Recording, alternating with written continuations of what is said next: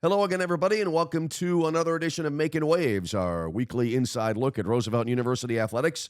And we'll have interviews coming up later on in this edition with basketball coaches Deon, Thomas, and Dee Brown. But first, our opening segment each week, our review of the last week in action for Roosevelt University basketball, and a little bit of a look ahead as well. And joined now by our producer and director, Camden Schuchaskie. And Cam, lots to talk about here. Some great success for the Roosevelt programs over the past few days.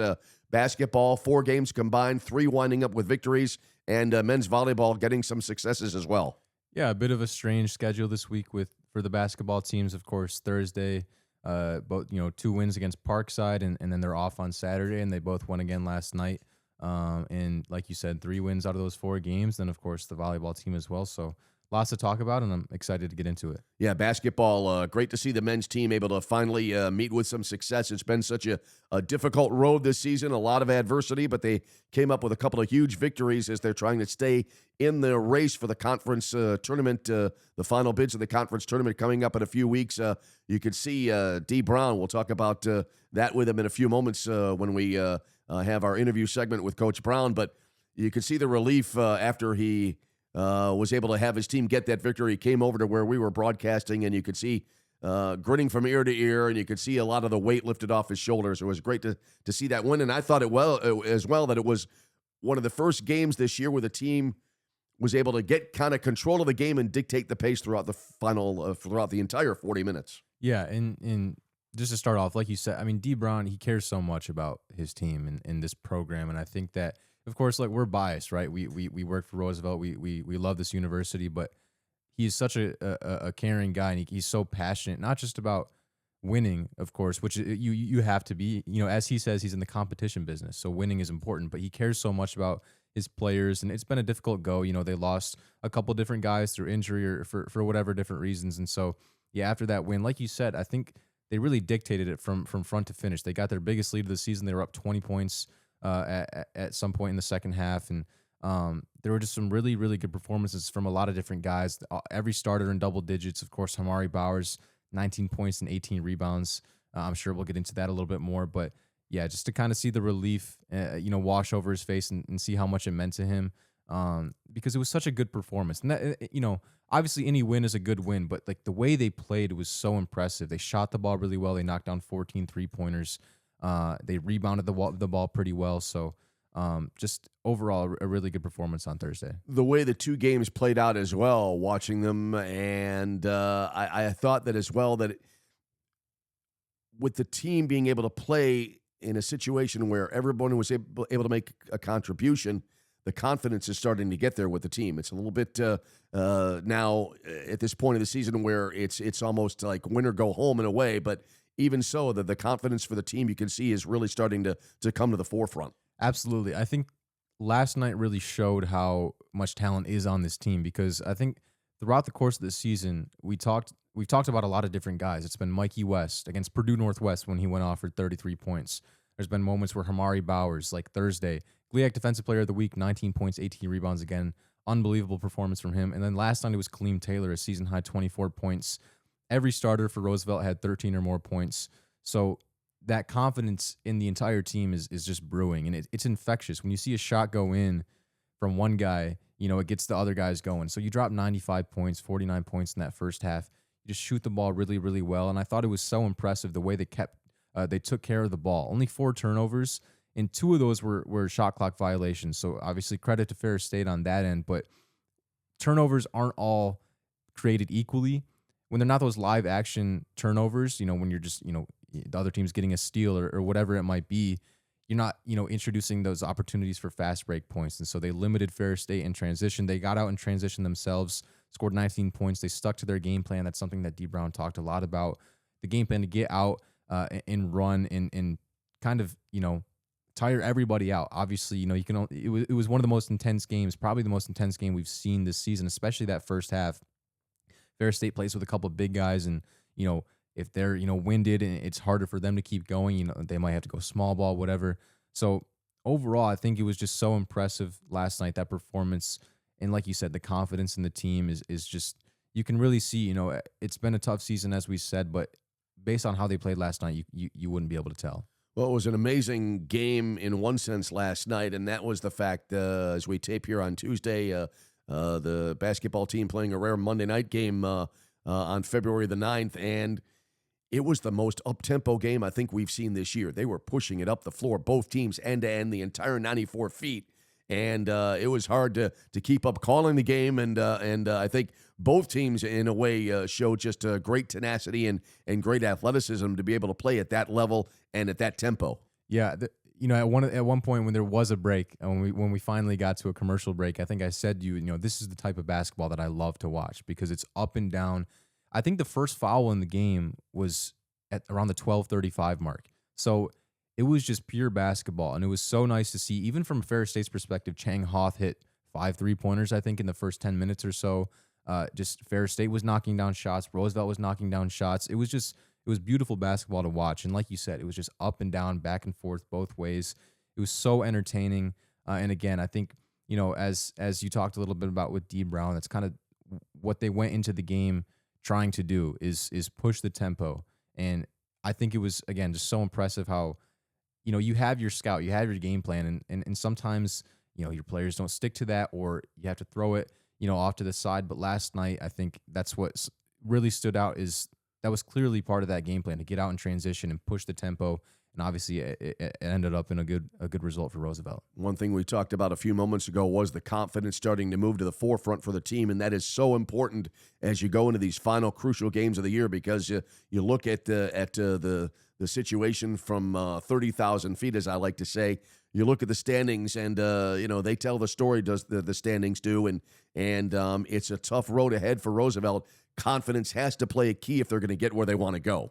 Absolutely. I think, Grand Valley State, of course, on Thursday, they're a top 15 team nationally right now. And then Davenport, another good team, a team led by Ken Walker, who dropped 26 points, when Davenport was here just a couple of weeks ago. So two good teams this week. But at this current moment in time, based on how they've played these last two games, confidence as, a supporter from the sideline is at an all-time high. And I'm sure the players feel the same way. Same with the coaches, Obviously, those are two tough games. You have to go on the road. It's your third game, and it'll be, third game in 5 or 6 days.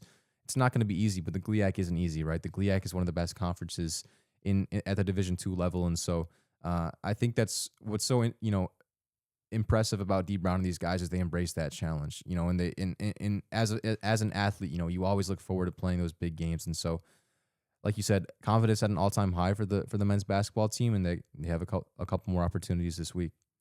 Turning to women's basketball now, and women's team playing the same schedule last Thursday, a little bit of an extended weekend, winding up last night as we record again here on Tuesday, this edition of Making Waves, and women's team was able to get a split. They got their much-needed win this past Thursday, going up against a tough Ferris State team in the Monday night game, but overall getting the split, and that's a situation as well. We talked about it with the men's team, women's team as well, gaining more confidence, and these games now coming up are just so important because the women's team right now is in a battle for seeding. They think that they're in good shape as far as, while it's not mathematically wrapped up yet, I know that they think they're in good shape as far as getting into the conference tournament, and now they want to try to get as best a seed as they can.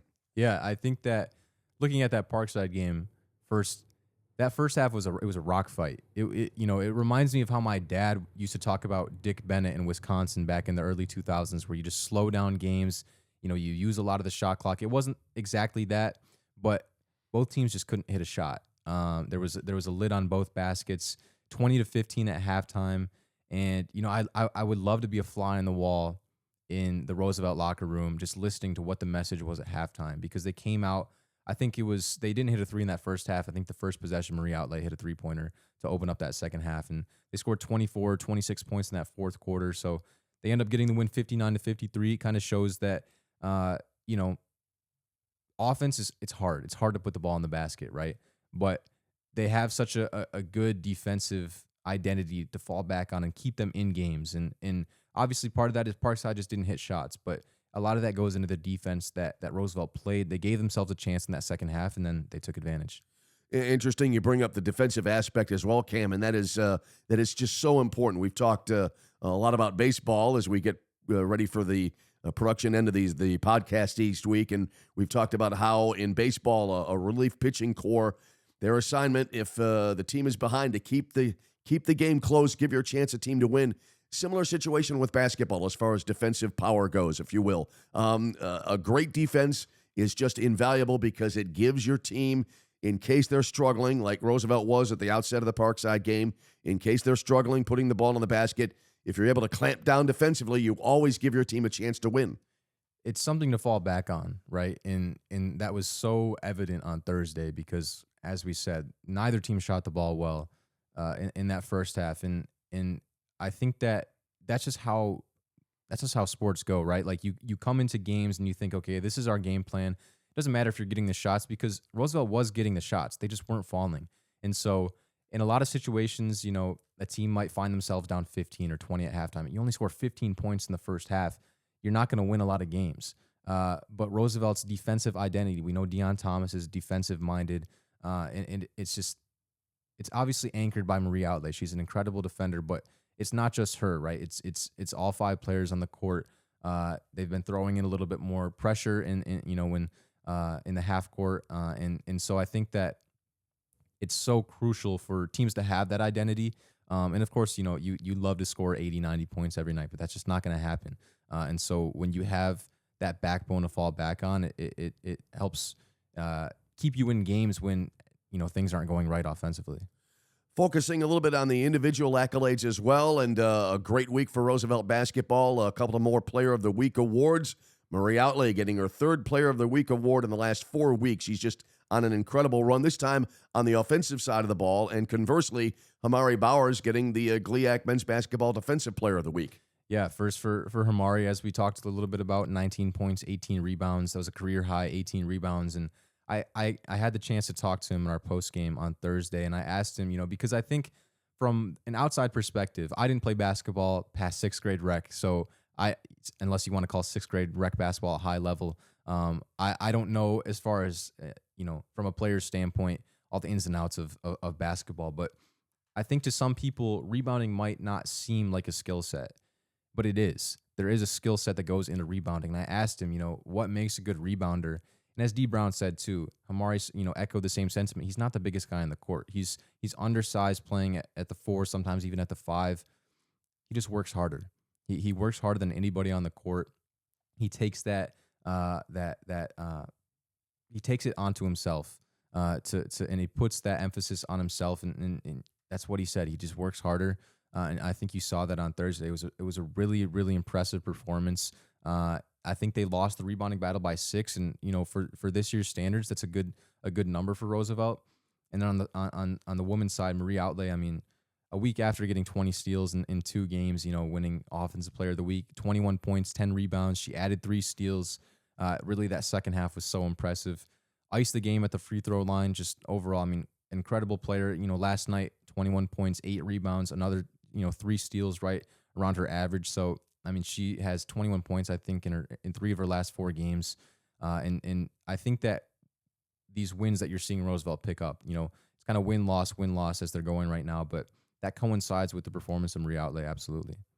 And an incredible aspect, talk about this with Deon Thomas when we talked to him as our edition of Making Waves continues, is that Marie played a large part of that one game with 4 fouls. She had to come out fairly early, I think in the third quarter, picked up that 4th foul pretty early, had to sit out for a while, then came back and played a large chunk of the fourth quarter with 4 fouls and was somehow able to avoid fouling out of the game. Yeah, for someone she is an aggressive defender, absolutely. She likes to be in those passing lanes. She likes to when the big men are down low, she likes to kind of swipe at the ball and try to get those picks. So for her, it shows how much she's grown, because Deon talked a little bit about her freshman year, she's fouling out. Even last year, it was kind of 50-50. She might foul out or she might not.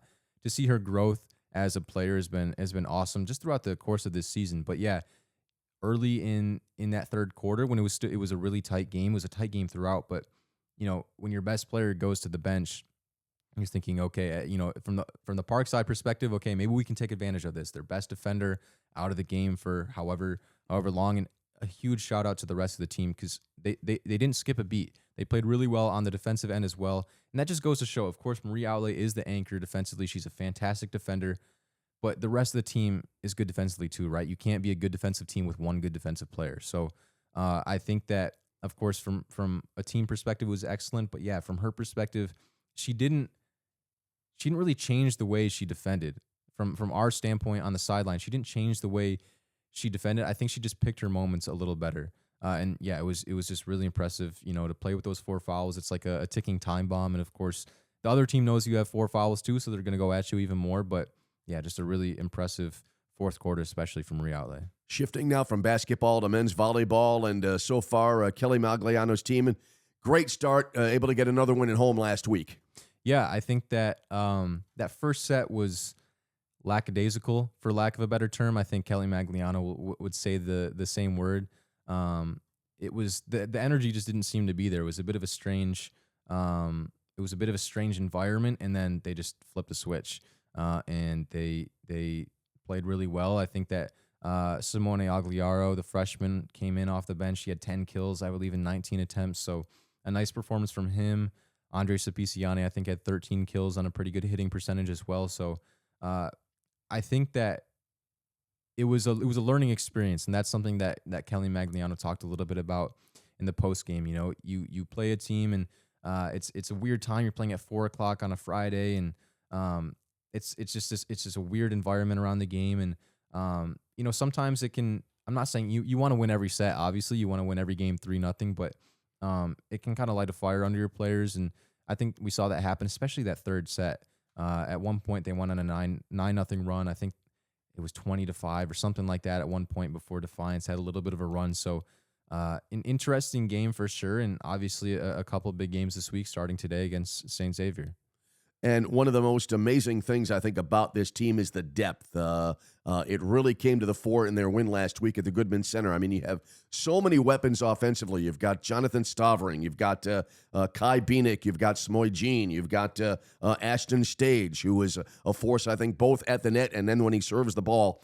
Just great, incredible depth. Sipiciani, you mentioned that performance by Andrea a couple of games ago, last game at the Goodman Center. Just great depth, and it's always something that any coach for any team in any sport likes to have. Absolutely. I think that different guys play in different ways, right? And so I think that when you have options, right, like Kai Bieniek isn't the same player that Mark Smoygin is. And so they play at different tempos, and they hit at different angles, and they're just different players. And so when one thing might not be working, well, Kelly Magliano can bring in Kiave Ayao, who had a really nice performance. He came in that third set. I think he really calmed things down. He had a block, I think, in his first point when he was on the court, and then I think he had a kill the next point. So it's so crucial because one guy might not be on it, or I think if a guy isn't feeling it, maybe he's carrying an injury, and obviously Mark Smoygin is such a good player, but he didn't even play that much on Friday, and you were able to see guys like Ayao and Stavring and Andre Sapiciani step up. So it goes to show how important the depth is for the team, and it says a lot about the players as well to kind of bounce back from a sloppy first set and come out and get the win at home. Well, turning now, looking ahead a little bit as we continue on here on Making Waves. You mentioned volleyball in action Tuesday night match after we wind up taping here for Making Waves. The volleyball team will be in action at St. Xavier, and then they're back at home this coming weekend, and then the men's and women's basketball teams heading to the road for more tough games in the GLIAC.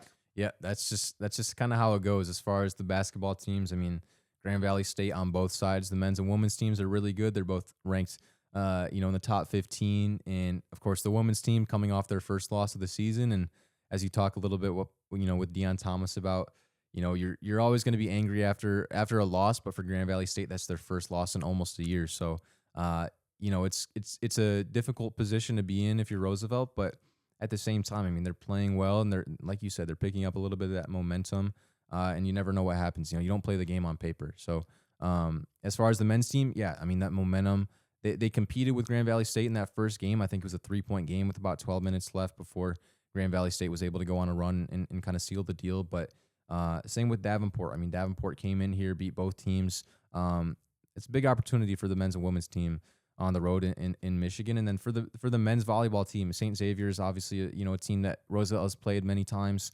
currently ranked number 2 at the NAIA level, so they're a really high-level program. It's going to be a tough game. Should be an exciting one, and then back at home on Saturday to hopefully continue the perfect start to the season at the Goodman Center. That's one of the, I think, most encouraging things about the start for this volleyball season.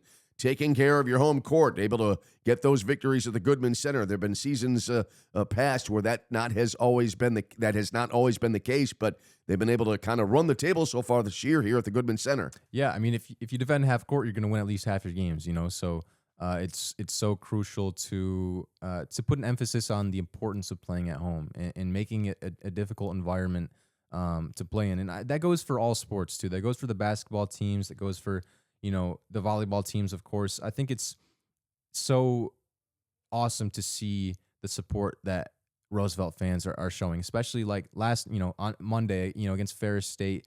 The support from the fans, I mean, the energy in the Goodman Center was incredible, and the energy's been there with the volleyball team. And so that's something that each coach has talked about, right? Playing at home, how important it is to defend home court. And when you create that atmosphere and create that environment, it makes it even more electric when you do it. All right, well, great things to talk about over the past week at Roosevelt, and looking forward to another week, and we'll see how it goes. Yeah, absolutely. I'm a lot of games to talk about next week, so it's a pleasure to talk about a few wins, and hopefully we're talking about more wins next week. All right, we're going to wrap up our preview and review segment, and we'll take a break, and then we'll come back, and when we do, we'll have our basketball interviews on the way. First up, we'll have our interview with women's basketball coach Deon Thomas. That'll be coming your way after a timeout, so stay with us as we roll on this week's edition of Making Waves. And welcome back as we continue on this week's edition of Making Waves, moving toward the middle part of the month of February now, heading to the home stretch, moving into the home stretch for the basketball season. Joined now by Roosevelt University women's basketball coach Deon Thomas. And Coach, thanks as always for being here and looking back now, a little bit of an extended weekend. We talked about it last week with the Thursday, Monday scheduling. Extended weekend, you wound up with a split. Looking back at the weekend, what are your thoughts?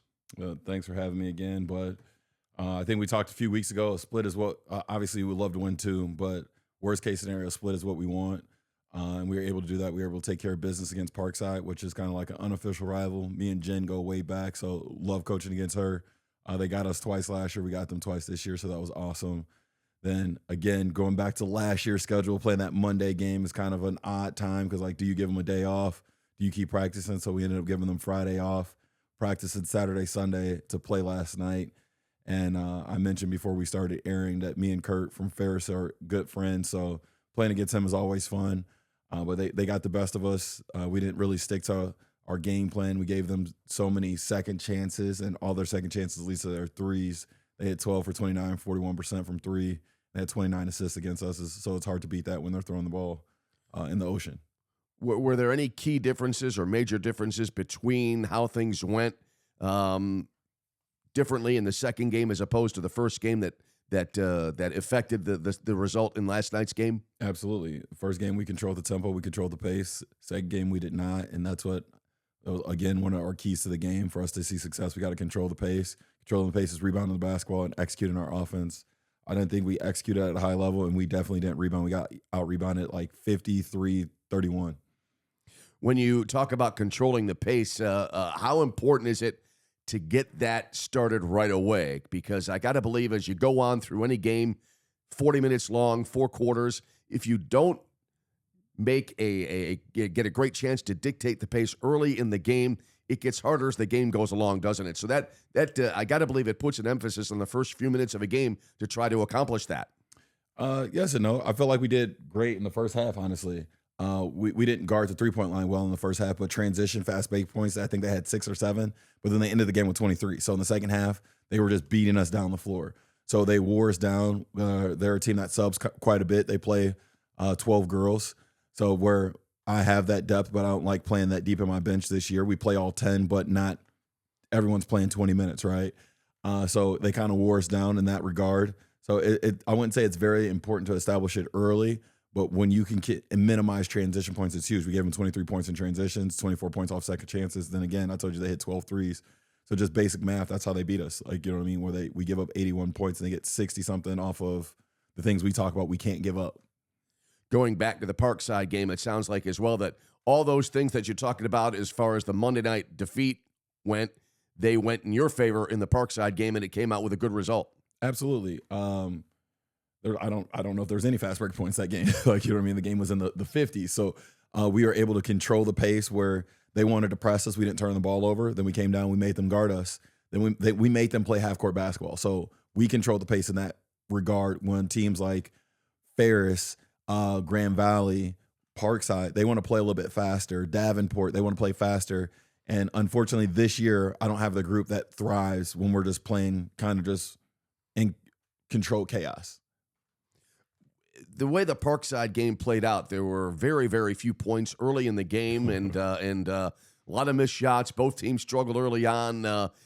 Is that something that I don't know that it's right to say you expect to happen, but it's something that obviously can happen? Is there anything that you do in a situation like that early in the game to try to adjust and kind of change things around? No, great question. Like, if we're missing shots, hopefully they're missing shots, so we got to defend, right? So eventually the ball has to drop, but as long as we're defending, we have a chance. Our adjustments, we made defensive adjustments, not offensive adjustments, because both teams were getting great looks. Like Parkside was getting wide open looks. They were just missing shots. Same with us. So there's just some days where the ball's not going in the basket. I think the halftime score was 20-15. Then we ended up scoring 24 points in the fourth quarter or something like that. So we just waited our time. Then eventually we got to the free throw line, shots started falling and stuff like that. So no true adjustments. We just tweaked what we were doing defensively because, like I said, they were getting shots. They just weren't falling. They were getting good looks, in my opinion. Is that a situation where, in the end, just patience pays off? Eventually, it'll turn around with regard to the shooting, and it sounds like that's what happened, where just battle through it, be patient, and then eventually things will turn around. Yeah, absolutely. I mean, you do it every single day. You shoot those shots every single day. Eventually, trust the process. The shots will fall, and eventually they did for us. And again, our shots fell by us getting to the free throw line and watching free throws go in. So when you're struggling shooting, don't just keep shooting threes. We're able to get to the rim, draw fouls, and see the ball going from the free throw line. And again, like I said, Parkside did a great job. It was a very low-scoring game. It was just defensive matchup back and through. So it was always fun to play against them. Had to be a real satisfying victory as well, because as we talked about in the weeks leading up to that game, you go back to the New Year's Day game where Marie hit the winning shot at the buzzer. And so that obviously provides motivation. Parkside, as you've been talking about as well, that game kind of turned them around a little bit. They started playing a little bit better coming into the ball game, so it had to be a real satisfying win. Absolutely. They went on a stretch, I think, through like 6 games where they were averaging 90-something points. Then they went on the road, and they weren't scoring as high, but they were still winning games. So coming in here and getting a win was huge. Now you look at the overall situation in regards to where this team stands right now. How do you assess that? I think we're tied for 7th in the conference right now. I think we have six games left. Obviously, Grand Valley being 1, the other 5, I think that's just not a great matchup for us. So we're going to compete, do the best we can. But I think we can, if we do some things right, we can surprise them. They're coming off their first loss of the season. But the other 5 games we have after that, I think we match up better. So I think we can move up to maybe 6th, maybe 5th.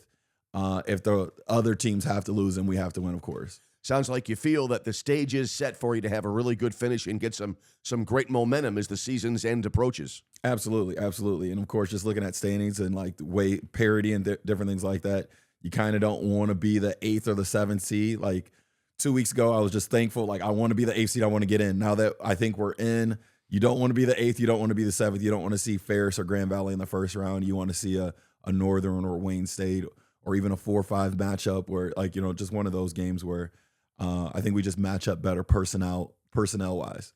Sounds like as the season has gone along the last couple of weeks, obviously the top priority getting into the postseason, but once you felt that you had that taken care of, now you want to get maybe a little bit greedy and move up as best you can. Absolutely. And it's not a for sure thing that we have it, right? I just feel like after getting that Parkside win, it gives us a better chance. Like, if we can beat Davenport, who we're tied with, we have a tiebreaker over them. So, you know what I mean? So I think we bump to that 7, then we take care of business. We knock off 1 or 2 other teams.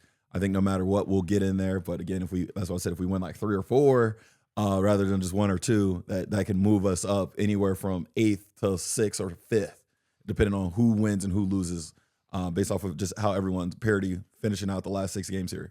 Always just take it one game at a time. Absolutely. Try to climb the steps on the ladder to get where you want to go. Absolutely. And the next game is Grand Valley, and that should be a fun one. Playing at their place is always a treat. But like I said, they just came off their first loss in almost 360 days. So it's going to be a for sure battle. But if we take care of the ball and keep them off the glass, very similar. Make them play half-court basketball, we have a chance. And I think we did that when we played them 2 weeks ago, it feels like now. In the second quarter, we held them to 12 points. It was a 12-7 quarter, so I think we can do it. We just have to be able to do that for 40 minutes. Does that give you a little bit of pause when you see that Grand Valley had that first loss and you know that they're going to want to try to bounce back and you just happen to be the first opponent on their schedule after that loss? Does that give you pause, or do you just try to put that out of your mind? You know, you try to put it out of your mind, but when you think about it, you're like, man, like, you know it's going to be rough. If you watch it, any sports across the board, when a team has seen so much success, when they lose, they tend to take it out a little bit on the next person they see. And I'm just hoping we can defend. Like I said, if we could defend and control the glass a little bit, we have a chance to be competitive in that game. I think we can compete with them. Again, I think size-wise, personnel-wise, it's not the best matchup, but if we compete and we show up and we have some heart and effort, it'll be a fun game. I liked your reaction when I asked the last question.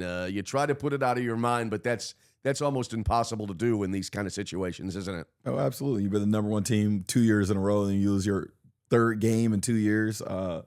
It's something to think about. But again, as I go back, when I leave here, I'll watch film. Obviously, Wayne State did something that they saw success with twice. It was a 1-point game the 2 times they played them this year. So we're going to try to take from that, learn from it, see what we can steal from Wayne State, and hopefully apply it. And you just go out there and be competitive. And before we wrap it up here, want to again concentrate a little bit on Marie Outlay, another Player of the Week award, but this time on the other side of the ball. Absolutely, absolutely. So against Parkside again. So she had a great game against Parkside with 21 points, led us to a victory in that game. Then she had 21 points last night, 21-8. So she's been just very consistent on both sides of the ball. The beauty, and I think my quote was the beauty of having a high school player and developing her over 3 years, because last year Marie was not our scoring option. We had Jay Church and we had Luca. We had almost said Malou. That was 2 years ago. We had Lexi. So we had some other girls that really scored the ball. So Marie just flourishing on the defensive side last year. Then this year, she's been consistent on both sides of the ball, leading us in scoring currently, leading us in steals, like second in rebounds, like just some of the things she's been adding. She's just fun to watch as a young leader, being a lead by example and a vocal leader this year. So then last night, like just her heart that she displayed in that fourth quarter by herself, she was everywhere, to the point where I just subbed her out just because, like, she needed a break. She's like, I'm good. I was like, nah, just take a second, because she was all over the place, and that's how she's been for us all year, all 3 years. But it's been her time to shine this year without having Jay and Luca and Lexi and Jelly and Grace by her with her like she had last year. One of the most amazing things that I've seen this season. It's something that kind of, I think, in the big picture, kind of flies under the radar, and that's the way Marie was able to play with 4 fouls, because you know that the opposition is going to try to go after Marie there, induce that 5th foul, get Marie out of the game, and she was just fantastic. Played quite a few minutes with those 4 fouls, and there were a couple of times it looked like where they tried to drive in maybe from the wing and get to induce that contact. She was able to avoid that, and then she was clutch down the stretch, hitting numerous free throws inside the final 20, 22 seconds to help get the win. Not only that her maneuvering with 4 fouls is one of those free throws she missed, and I pulled everyone off the line. So it was her versus 4, and she got that offensive rebound. So moments like that, they're just invaluable. But her basketball IQ, it shows you her IQ, where they were trying to attack her, and she would pull out the chair, or she would just wall up. She would get out of the way, and she would play great defense, because she didn't turn down her aggression. She was just smarter with what she did when she had 4 fouls in that game. How difficult is that for a player when you're playing with 4 fouls like that, knowing in a way there's almost no margin for error? I wouldn't say it's difficult. So freshman year, she fouled out. Sophomore year, I trusted her a little bit more. We'll let her play with it. Like some days she would still foul out. Some games she would still foul out. Some days she would figure out. So her junior year, I fully trust her.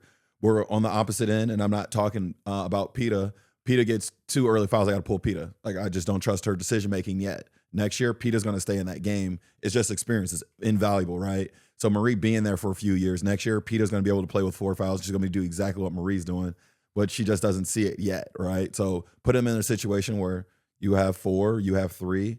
I need you to be wise with what you do, but you can't not go guard their best player or their best post because you have 2 fouls early. You still got to guard her. Like, you know what I mean? So just challenging them in that way, making them think the game, it helps their basketball IQ, and Marie's been great with it over the last few years. That's a case where obviously experience is the best teacher. In past years, Marie was in the similar situations, wound up fouling out. Now here, as you say, she's got the experience. She knows what to do in those situations, and it came out great for the team. Oh, absolutely, absolutely. Again, invaluable for the team of what she's doing this year.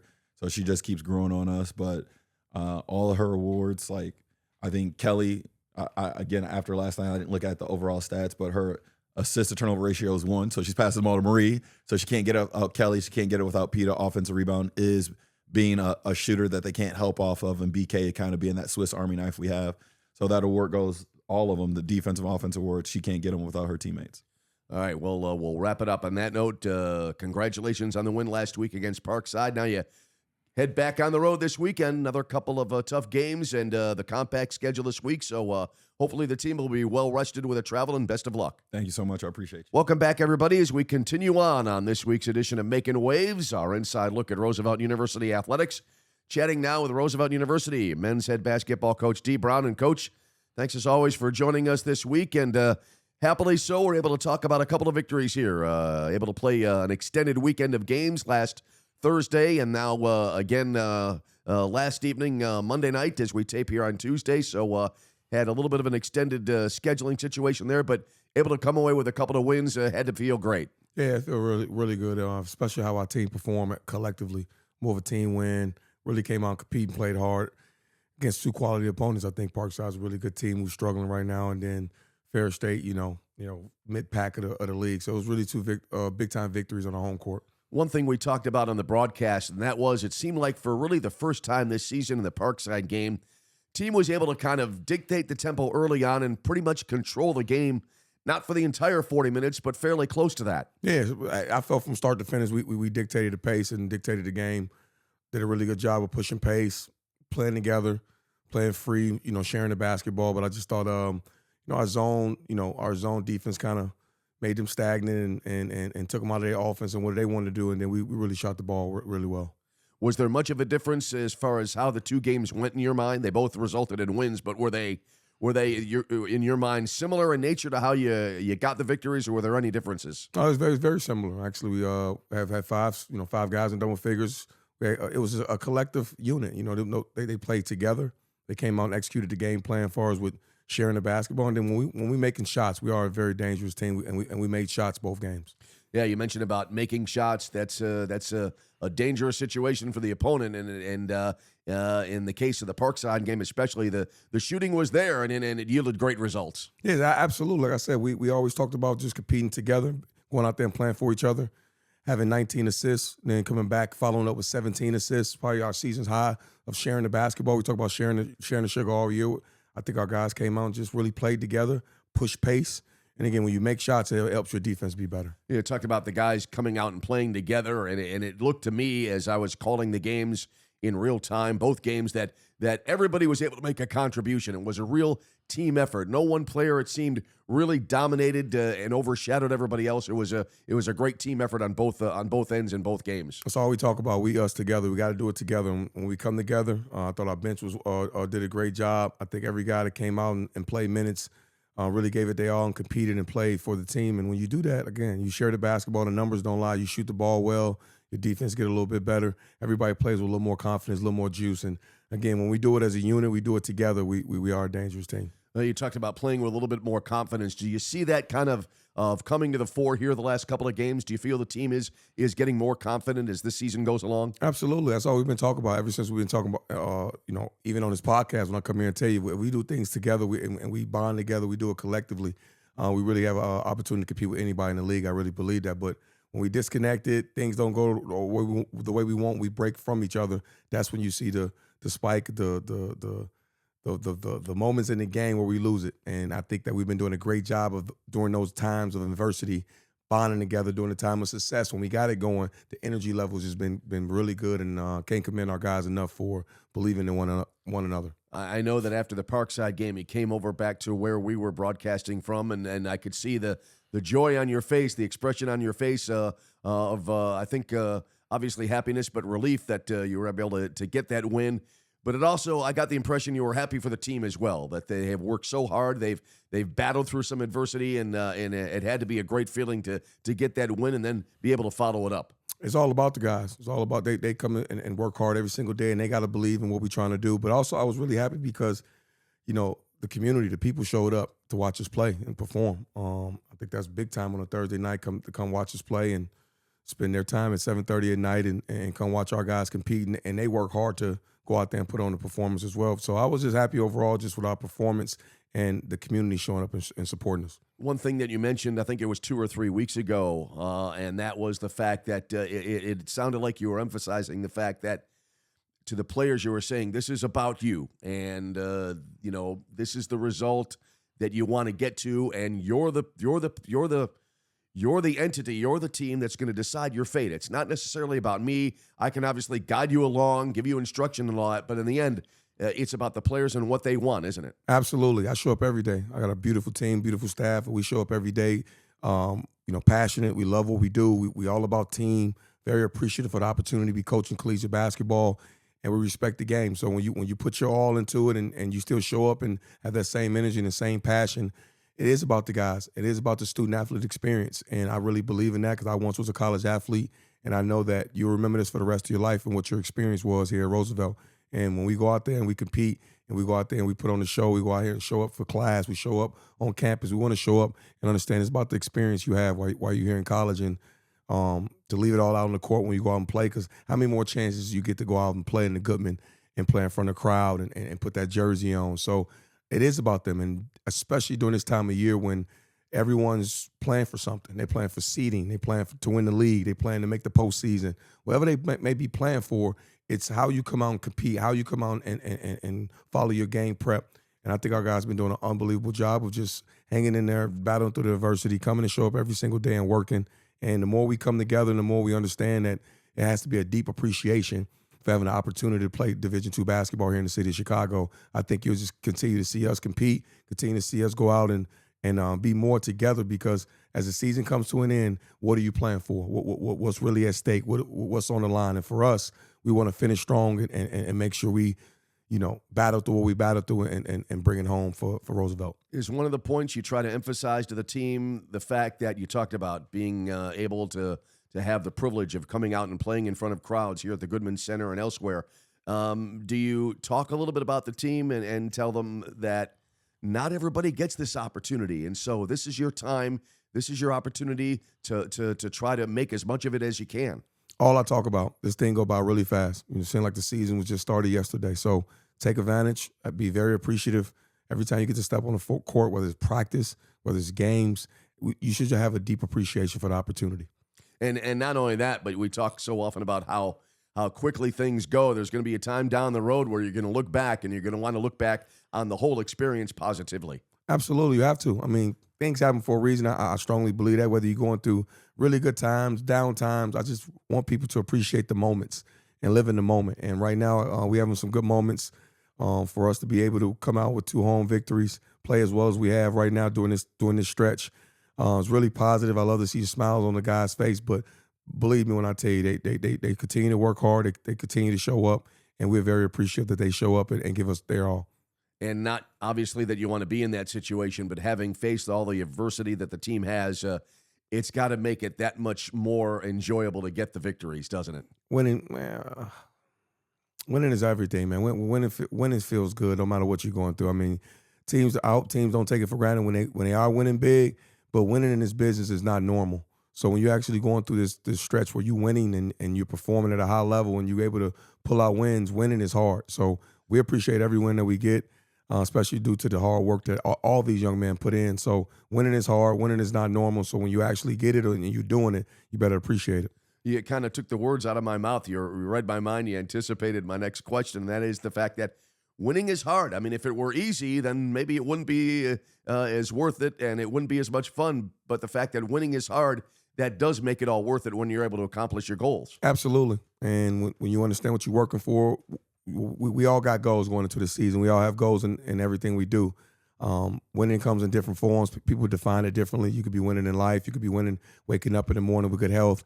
However that is for you. But for here at Roosevelt, winning could be, winning is being a great student in the classroom. Make sure you giving back to this community, and you showing up every day with the appreciation that you get to play collegiate basketball. So, winning is hard. You got to be consistent. You got to be disciplined. You got to do your due diligence of making sure you wake up and doing what you're supposed to be doing. And like I said, I understand how hard winning is. So very appreciative for every win we get. Do you try to instill that in the team, going back and kind of leaning back and looking back on your career as a player, and how hard it is, how difficult it is to be successful and to win? Is that something you try to impart to your team and say, hey, I know what this is like. It's hard, but it'll be worth it? Absolutely. I'm a decade into coaching too. So I've seen a decade of coaching where, you win some, you lose some. Half the country loses every single night. You have to embrace and understand what you sign up for. I always put on my Twitter, I always put on my outlets. I'm in the competition business. My job is somebody's gonna win, somebody's gonna lose, and that's just what we sign up for. So for me, I give them all my life experiences. I have wonderful coaches. I got wonderful mentors who they seen so much, and they give me that advice. They give me that knowledge, and I make sure I pass it down as well. Not because we know everything, it's because what you've been through. That's why it's called experience. And the more experience you gain, the more you understand certain things. And for me, I understand the competition business. And when you're winning, it's hard to keep winning. When you're losing, it's tough to remain positive and try to fight back and try to get to the winning side. It's a lot of variables and a lot of things that come with this business that I'm in love with. And you gotta learn from each situation. And for me, the winning and losing and being in a competition business is something that I'm going to continue to learn and continue to experience. But when you're going through these moments, I want to be able to have good teaching moments for these young men, because I have experience in this. And I know everything, but the things that I know and things that was given to me, I try to give to them. Focusing on the individual accomplishments, Hamari Bowers, GLIAC Player of the Week. It's been impressive to see. We talked about Hamari a couple of weeks ago, and it's impressive to see his development. He's really becoming a force on the glass. I know we've been emphasizing rebounding over the past few weeks, and Hamari is getting the job done on the rebounding end, isn't he? Absolutely. And ain't nothing but effort. Number one, two. He wants to do it. He does a great job for us, but cleaning glass, and not the tallest guy out there, but he finds a way to go get him, and that brings a lot of value to us because we do struggle with rebounding the basketball. We've been talking about that all year. It ain't gonna magically happen for us, but for a guy to go out there and give it his all and put the effort into getting every rebound for us is incredible. Looking at that aspect as far as the Ferris State game goes, and I was getting the stat updates throughout the game, and it looked like, again, the rebounding disparity was there, but you were able to overcome that and get a victory. Can't believe it. Whenever you get plus 21 on the glass, you shouldn't win a game. Glass control is everything in this game, and you can tell who won or lost most nights by the rebounding battle. So for us to get rebounded by 51-30 and still win a basketball game, that just shows it went our way. We did the right things. I love the pace of the game. We played with really good pace and got a lot of easies. And we really shared the basketball again, only 4 turnovers. Whenever you ain't turning the basketball over, but you're not rebounding. That was the first time I've ever seen a game go that way, when we got out rebounded and still was able to get a victory. And conversely, a little bit, the points in the paint, there was also quite a disparity there, and it seemed to be something that really helped decide the game. Yeah, no doubt. I mean, I just think overall we did a great job of just keep pace, share the basketball. When we needed stops, we got stops. So it was an up pace, really good ball game, and we made our free throws down the stretch. We made the right play down the stretch, and I think we was just more together, and we wanted a little bit more yesterday. Talked about the 4 turnovers as well. That takes real discipline, because having that number of turnovers, that low of a number, doesn't happen often, does it? When you're going through a stretch, I always say this: what are we trying to do? What are we prepping to do? What's our goal? We've been going into games. We understand the situation. We understand our record. We understand where we are. But what do we want to do? We want to take care of the basketball. We want to share the basketball. We want to try to rebound a little bit more. Whenever we're in the rebounding battles, we are in games. So we all have focus each game. And when we check those boxes, we're in every game or we end up winning them. So I just thought we did a great job of taking care of the basketball, taking the right shots, sharing it, pushing, trying to get easy. And unfortunately, like I said, we got dominated on the glass, but that's what playing zone and long rebounds also creates. It creates an extra, 10 rebounds that fly and goes in different directions. But I just think we just focused on what we wanted to do, and we was able to accomplish it by just taking care of the basketball and sharing it. The tempo of that Monday night game against Ferris State, was that one of the more up-tempo games you've seen this year? It certainly seemed to me that was the case calling the game, going back and forth, hardly a time for me to take a breath. Was that your feeling as well? That was the game plan. Let's get up. Let's get out. What are we doing? Let's get up and up tempo. You know, we practiced hard enough this week and been really emphasizing pushing it. Let's push it. Let's see if they can play our pace. And I think our guys did a great job. We was gassed, they was gassed. So now when it comes down to who's more gassed, is we prepare for this. We prepare for this type of game. So let's push pace and share the ball and get up shots. And everybody get 12, 13, 14 shots where everybody's eating. And that's the way the game went.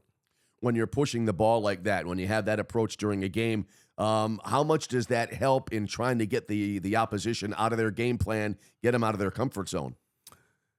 Make them play your type of pace. Make them, some of their guys, their bigger guys can play because they just can't keep up. So it's just, strategy. Strategy. We want to play faster and keep your bigs out on the perimeter. So you take your shot blocking away. Also take your other big guys out of the game. So now you got to play small ball. So it's all strategy, and it fits us better because Amari Bauer is not the biggest guy on the court playing the 4 or 5 position. So, that was our goal, was to just get up and down, make them play our style. Now you pull back, take a look at a wide-angle view, if you will, of the season as it stands right now. How do you see things as things are right now as you head into the final games of the season?